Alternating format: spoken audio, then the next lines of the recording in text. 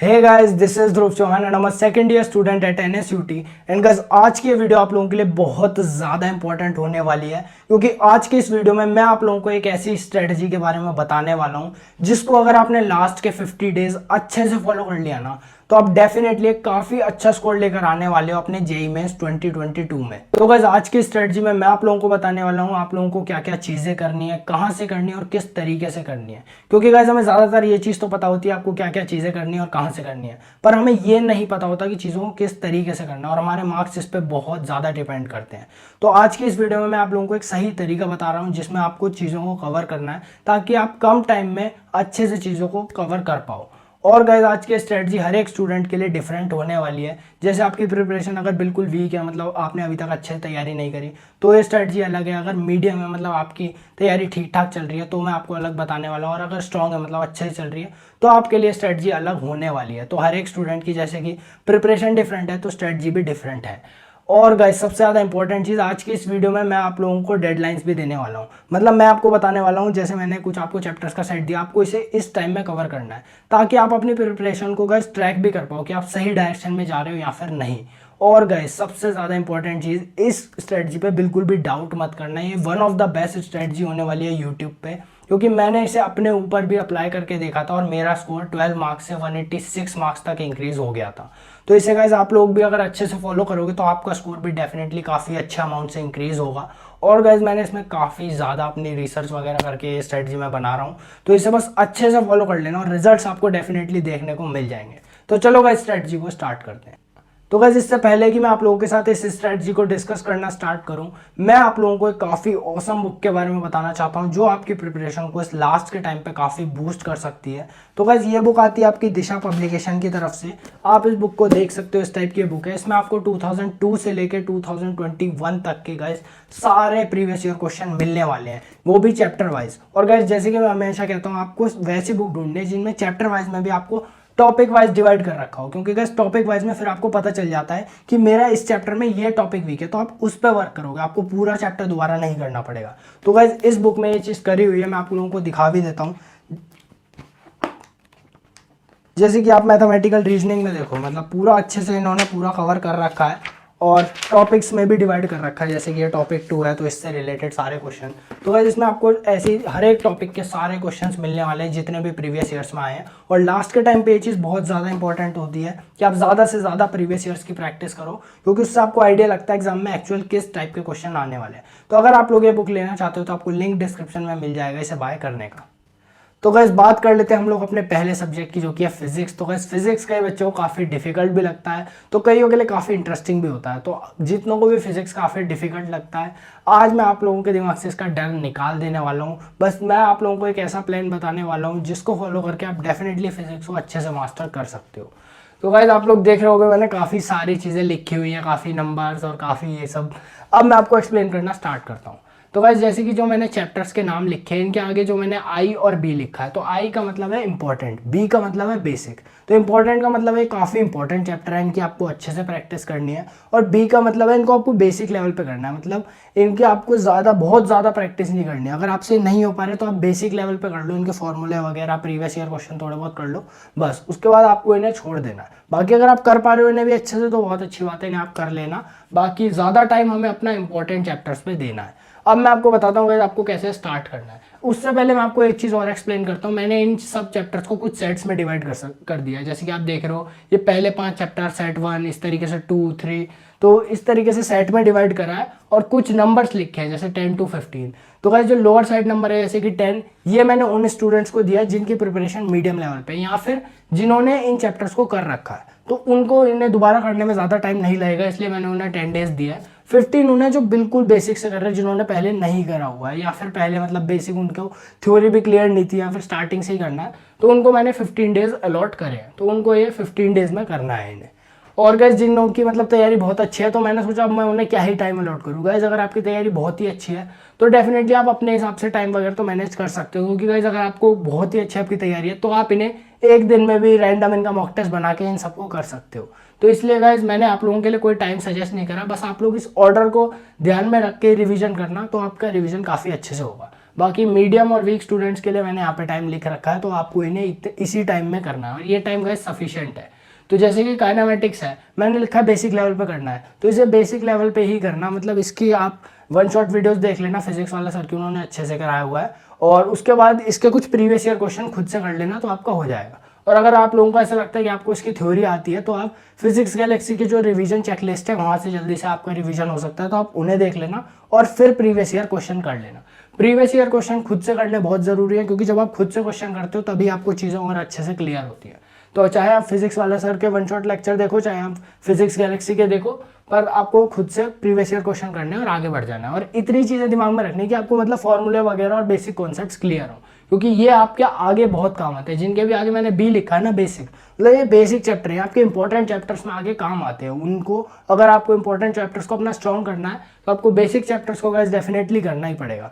क्योंकि कई मैं चैनल देखता हूँ उसमें वो आपको सीधा डायरेक्ट, मतलब मैंने भी ऐसे यही चीज़ करी हुई है, सीधा डायरेक्ट मतलब इंपॉर्टेंट चैप्टर बता देते हैं। पर मुझे अब ये चीज़ रियलाइज हुई है कि अगर डायरेक्ट इंपॉर्टेंट चैप्टर मैं आपको बता दूंगा ना, तो आप सिर्फ उन्हीं पे फोकस करोगे, आप बेसिक चैप्टर्स को स्किप कर दोगे, जो कि बहुत गलत चीज़ है। हमें बेसिक्स को ही स्ट्रॉन्ग करना है, क्योंकि तभी हमारे इंपॉर्टेंट चैप्टर स्ट्रॉन्ग होंगे। तो गाइज इसके बाद एनएलएम अब इंपॉर्टेंट हो चुका है। अब रिसेंटली 2019, 2020, 2021 में इससे काफ़ी क्वेश्चन आने लगे, तो इसकी आपको अच्छे से प्रैक्टिस करनी है। इसको आपको पूरे, अगर आपको नहीं आता तो फुल लेक्चर्स देखना है, तो उसमें आपके काफ़ी क्वेश्चन हो जाएंगे, और उसके बाद आपको प्रीवियस ईयर क्वेश्चन करने हैं इसके। अब इसके बाद guys work power energy basic level पे कर लो, प्रीवियस ईयर क्वेश्चन कर लो, ये हो जाएगा आपको। इसके बाद सेंटर ऑफ मास, अब जब मैं सेंटर ऑफ मास लिखता हूँ तो मैं मोमेंटम इसमें इंक्लूड ही कर देता हूँ। कुछ कोचिंग में अलग से करवाते हैं, तो आप लोग समझ जाओ, मतलब सेंटर ऑफ मास और मोमेंटम एक ही है। तो सेंटर ऑफ मास का वैसे जो टॉपिक है वो तो काफ़ी आसान है, वो तो सब कर ही लोगे, वो तो मतलब नहीं आता किसी को तो कोई देख लेना, फिजिक्स गैलेक्सी सर की एक रिवीजन चेकलिस्ट है, उसमें उन्होंने इसके सारे वो करा रखे हैं, तो आप इजीली वो कर लोगे। और मोमेंटम में हाँ, आप कई बच्चों को यहाँ तक तो वो इजीली कर लेंगे, पर मोमेंटम में थोड़ा उन्हें टाइम लगेगा, मोमेंटम वगैरह के जो क्वेश्चंस होते हैं उन्हें करने में तो थोड़ी डिफिकल्टी आएगी, पर करने की कोशिश करना तो हो जाएंगे। अगर नहीं हो रहे तो बेसिक फॉर्मूले वगैरह और कॉन्सेप्ट समझ के आगे बढ़ जाना, क्योंकि इसमें मैंने बेसिक लिखा है। बस हाँ, ये मत करना कि सब में ही मतलब सीधे फॉर्मूले रट रट के आगे जा रहे हैं, मतलब बेसिक कॉन्सेप्ट करने हैं, प्रीवियस ईयर क्वेश्चन करने हैं, अपना 100% देना उसे करने का। बट अगर बेसिक चैप्टर्स आपसे अच्छे से नहीं हो पा रहे या फिर एक आध चैप्टर में दिक्कत आ रही है, तो उनको मतलब प्रीवियस ईयर वगैरह करके आगे बढ़ जाना। ज़्यादा बेसिक चैप्टर में बहुत टाइम वेस्ट मत कर देना, क्योंकि हमें ज़्यादातर टाइम अपना इंपॉर्टेंट चैप्टर्स में ही देना है।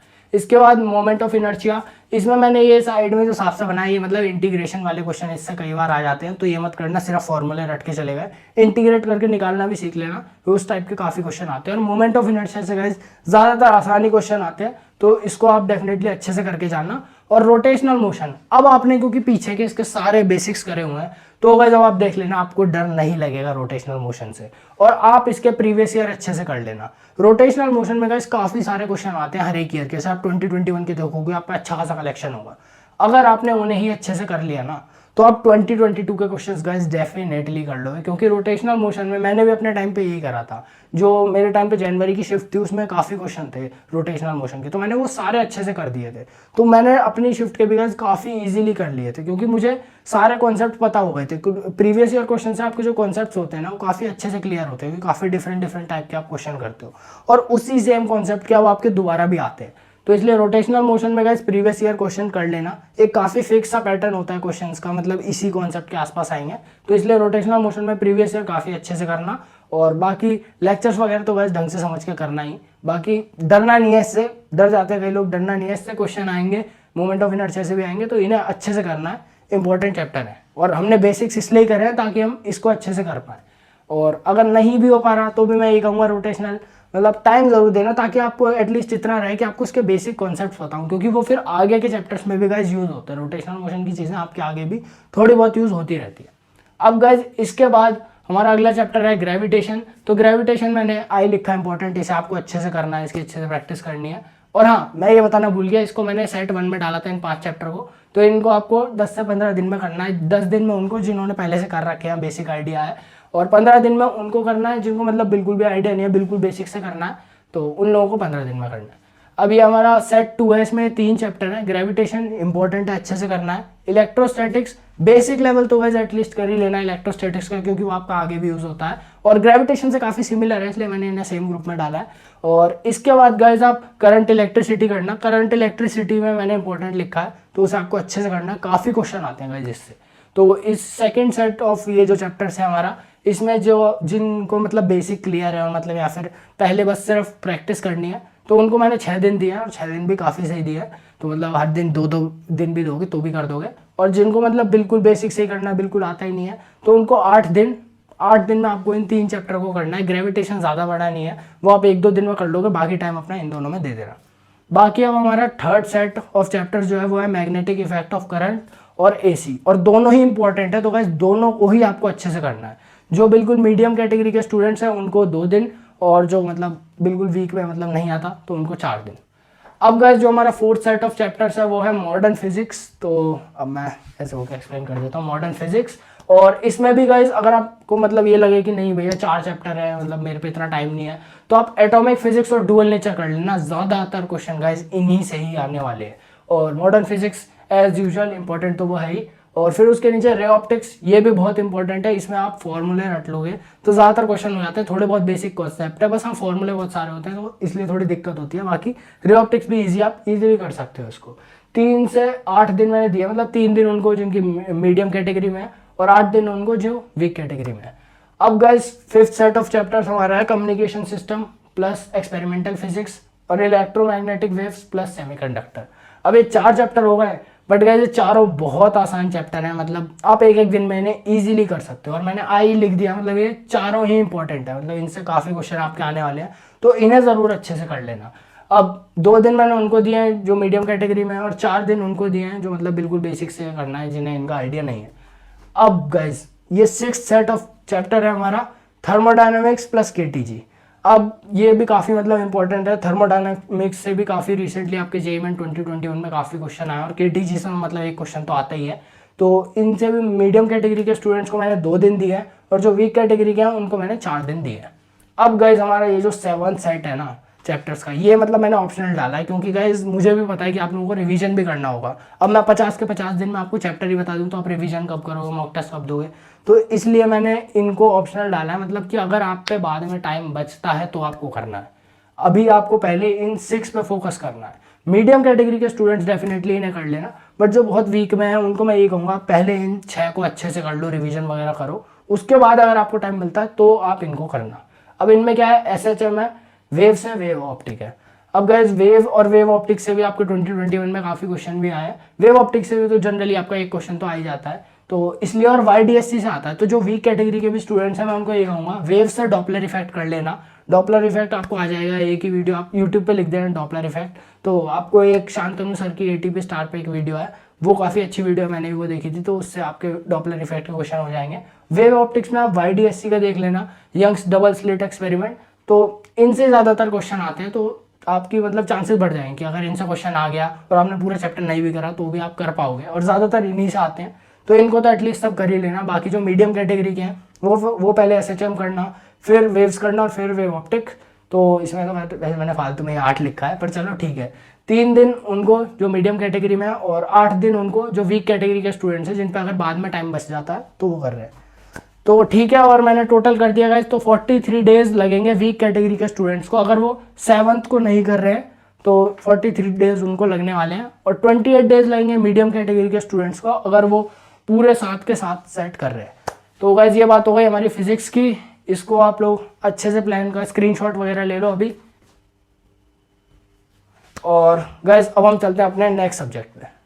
तो गाइस अब हम लोग बात कर लेते हैं अपने नेक्स्ट सब्जेक्ट की, जो कि है केमिस्ट्री। तो गाइस केमिस्ट्री एक ऐसा सब्जेक्ट है जो आपके स्कोर को काफ़ी ज़्यादा बूस्ट करने वाला है आपके एग्जाम में। तो गाइस केमिस्ट्री को आपको बहुत अच्छे से करके जाना है। तो केमिस्ट्री के सभी चैप्टर्स को गाइस मैंने 6 सेट्स में डिवाइड कर दिया है, और केमिस्ट्री में जो भी चैप्टर्स मैंने इस लिस्ट में डाले हैं गाइस वो सारे मतलब बेसिक और इंपॉर्टेंट दोनों है। तो मतलब इसलिए आपको हर चैप्टर के आगे इंपॉर्टेंट लिखा हुआ दिखेगा, तो इसका मतलब ये नहीं है कि ये बेसिक नहीं है, ये बेसिक भी है और ये इंपॉर्टेंट भी है, तो इसलिए सबके आगे इंपॉर्टेंट है। बट कुछों पे मैंने गाइस अलग से टिक कर रखा है, डबल टिक, तो समझ जाना वो बहुत ज़्यादा इंपॉर्टेंट है, मतलब उनको तो आपको और अच्छे से करना है। तो गाइस जैसे कि मोल कॉन्सेप्ट, तो अब मैं स्टार्ट करता हूँ लिस्ट को। तो हमारा पहला चैप्टर है मोल कॉन्सेप्ट। तो गाइस ये मैंने बेसिक की कैटेगरी में डाला है, क्योंकि इसमें आपके काफ़ी इंपॉर्टेंट कॉन्सेप्ट्स वगैरह आते हैं स्टार्टिंग के, जो आपके आगे के चैप्टर्स में यूज़ होते हैं। तो इसको भी आपको मतलब बेसिक लेवल पे अच्छे से कर लेना है। और इसके बाद पीरियोडिक प्रॉपर्टीज़, ये भी काफ़ी इंपॉर्टेंट चैप्टर है और काफ़ी आसान चैप्टर है। और इसके बाद रिडॉक्स रिएक्शन, ये भी मतलब काफ़ी बेसिक चैप्टर है, मतलब इसमें भी आपके काफ़ी इंपॉर्टेंट कॉन्सेप्ट्स आते हैं जो आगे के चैप्टर्स में आपको काफ़ी हेल्प करने वाले हैं, तो इसे भी आप अच्छे से कर लेना। तो ये हमारा पहला सेट ऑफ चैप्टर्स हो गया। तो मीडियम जो कैटेगरी के स्टूडेंट्स हैं उनके लिए मैंने 3 दिन अलॉट करे हैं इसके लिए, और जो मतलब वीक कैटेगरी में है उनके लिए मैंने 7 दिन अलॉट करे हैं इन 3 चैप्टर्स के लिए। अब गाइस हमारे जो नेक्स्ट सेट ऑफ चैप्टर्स है वो है केमिकल बॉन्डिंग और स्ट्रक्चर ऑफ एटम। तो गाइस केमिकल बॉन्डिंग पे मैंने डबल टिक करा है क्योंकि बहुत ज़्यादा इंपॉर्टेंट चैप्टर है, बहुत ज़्यादा, इसकी आपको अच्छे से प्रैक्टिस करनी है। और स्ट्रक्चर ऑफ एटम स्टार्टिंग का चैप्टर होता है, ज़्यादातर बच्चे इन्हें अच्छे से वैसे भी करके रखते हैं, मतलब ये ज़्यादातर बच्चों को आता है, तो इसको आप डेफिनेटली ढंग से कर लोगे। और ज़्यादा हार्ड चैप्टर भी नहीं है, अगर आपने नहीं करा तो आप अभी भी इसे कर सकते हो, ज़्यादा हार्ड नहीं है।